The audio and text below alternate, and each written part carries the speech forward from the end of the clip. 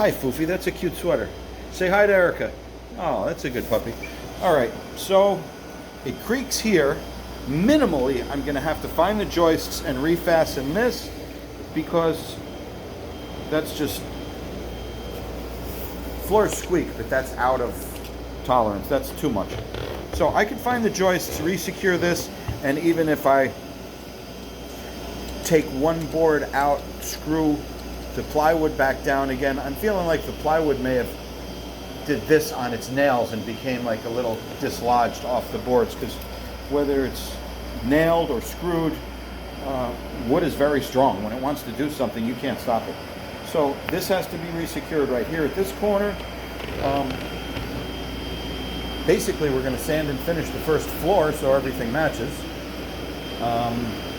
It's hard to match the patina of an old floor, just like hasn't been sanded and finished in like 12 or 15 years. It's in great shape though, it's a shame. 2007. Okay. Was when it was laid. No, it's in a great shape. So I'm going to take the measurements for this, but just speaking right now, it looks like I have to change a swath that's about 6 or 8 feet. 6 or 8 feet long by 8 by 20 would definitely allow me enough. So let me just check it real quick. And this over here is now 1,500. We'll take the squeaks. 8 feet by 20. Where's 8 by 20 for us?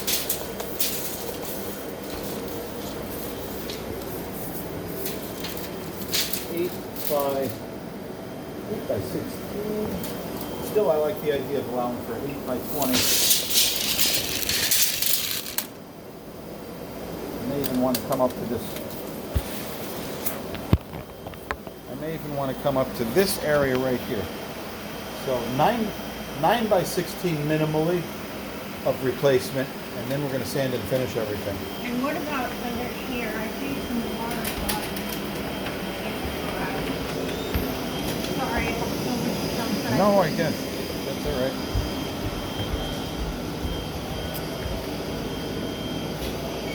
That doesn't look like it's been interfered with. No. And who would want to empty that? If it's not in bad shape, we can work with that. We'll sand and finish right up to the doorway. All right, and all right, a general peek at the furnishings. So, very nice, easy stuff to move.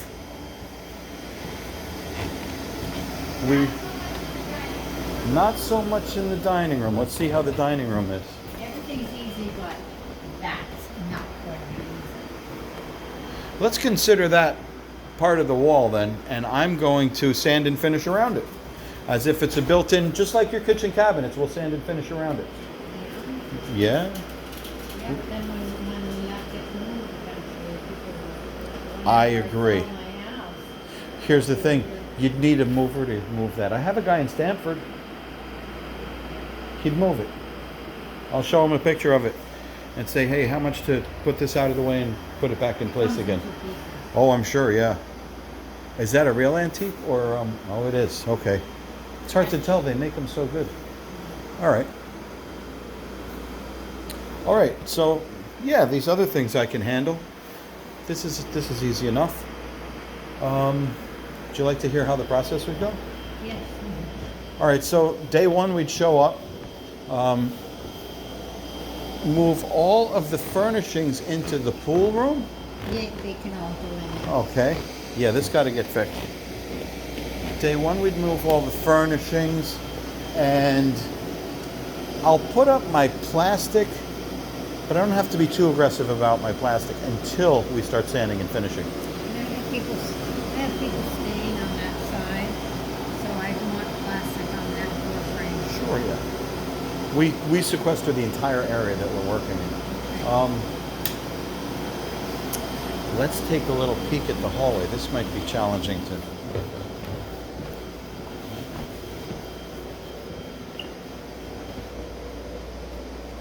That's just an 8-foot ceiling when I get up there, right? I don't need them. No, we seal our whole area. Yeah, we could reach this nice. So I'd have a piece of plastic straight across there with the doorway for you folks to get in and out. The dust doesn't really travel like sheetrock dust would. These are... Somebody told me that I should ask the insurance company to put me up somewhere while this is going on. Because they said, like, once you do the staining, I shouldn't be breathing that, they said. Let's... Polyurethane or whatever the hell they use nowadays. Well, it depends what your preference is. That's between you and the insurance company. But I can tell you this.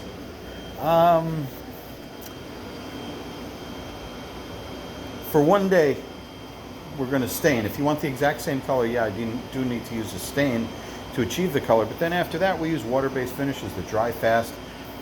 I mean, cleaning products in your bathroom or kitchen smell worse than my finish. Yeah. Are they durable? Oh, yeah. Is that something new? Because I think these are polyurethane. Yeah, no, we use water-based polyurethane. It's a satin finish. But yeah. Water-based polyurethane. Some of the technology goes up to $120 a gallon, and believe me, it's bulletproof. Oil polyurethane versus water-based polyurethane. They're both polyurethane. Water is thinner than oil, so it carries less of it. So we use 4 coats instead of whereas I used to use 2 or 3 of oil. But it's such a pleasure to work with. It's easy to touch up. You could build up a lot of wear layers of it, and the oil is the kind that smells bad? oil smells horrible. Yeah, no, there's no way you could stay around here if I was putting oil-based polyurethane on these stairs. We used to, when we'd paint a house like this, if we weren't using a respirator mask, which for years nobody did, you'd be outside retching from it because you'd get poisoned. Yeah. You'd get poisoned, and sometimes if you had lunch, it just goes. So, yeah.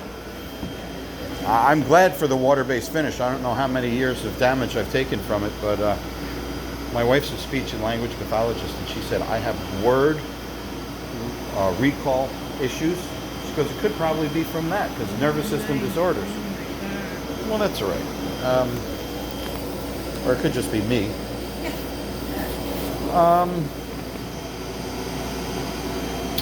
Yeah, let me knock out the square footage for what we have here. I take the video mostly so I could see the subtleties of what's going on.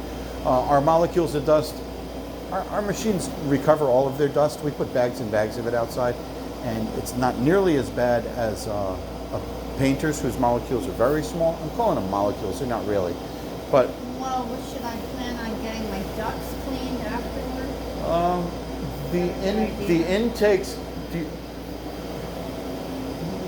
no, because we turn it off while we're working, so it's not going to suck it in. And the ones that blow out, well, they just blow it out. And for instance, something like this, I cover this with paper towels and tape it over it. So even if any dust was created and the system went on for some reason, it gets sucked onto there and the dust is trapped on the surface. Okay. So we're careful about that. Yeah, we're going to need to sand and finish this with, it looks like just natural oil-based color. And there's a color stain which is called neutral, which will give us 90% this color. I think it's patinaed and aged a little bit. I think it was a little lighter and brighter when it first happened. This one used to be lighter. Yes. All right. So if you'd like it to be this exact same color, I'll probably tweak it with a little golden oak. I can stand it to be a little less orange, but That's why folks want to get away from the oil polyurethane. oh, is it that's called Yeah. the orange? Yes, that makes the orange. That's what makes the orange. As this ages, it just becomes more and more orange. The only thing is, I have the stairs. I don't want it to be dramatically. I get it. step. We're committed to this stair color. But that's all right. We'll use the neutral color stain. One night I don't care if it's a little lighter, because if I can get a little of the orange out, that'd be great. we will. Yeah. It won't be this much. And matter of fact, when I have to match this, I use a color called Colonial Maple, which is very orange. So I would use the neutral with a splash of Colonial Maple if I wanted it to be orangey as an exact match, or Golden Oak, which is more of a tan, and it'll be getting very well along with this color, but not as orange. It's exactly the same, because you got the risers. I don't I don't have to be. It's got to be pretty close. Trust me on that, though. It'll look weird. It will. It'll look like this was just sanded and finished, and this is the old stuff. So that's not making you whole again. Is having to deal with old stuff. I think I could end the video. I'll put my paper notes in here. When we do sand and finish, plastic goes over everything. I use green tape and go meticulously along every single. Picture your cabinets in a Ziploc bag. I create like a Ziploc bag out of plastic and green tape. Nothing, never, no. You do have to Take the stuff deal with the off. goodies. Actually, you don't have to touch the goodies up top. No, I don't like it. I would do it. Well, no, watch this. I put the tape on the ceiling, and it would be just as much encapsulated inside there as not. And who knows? You could always visit it later. And I mean, most practical people, that's probably got a few months of dust there, anyways. I know, I would take it out. Yeah, no, I mean, only the most meticulous person would clean that every single week. And I haven't met that person ever, and I've been to some very meticulous places. Okay. Do we have a powder room that's attached to this? That's the basement. No, that's the... Oh, the building's on the other side. This is the pantry. It wasn't affected. Okay, great.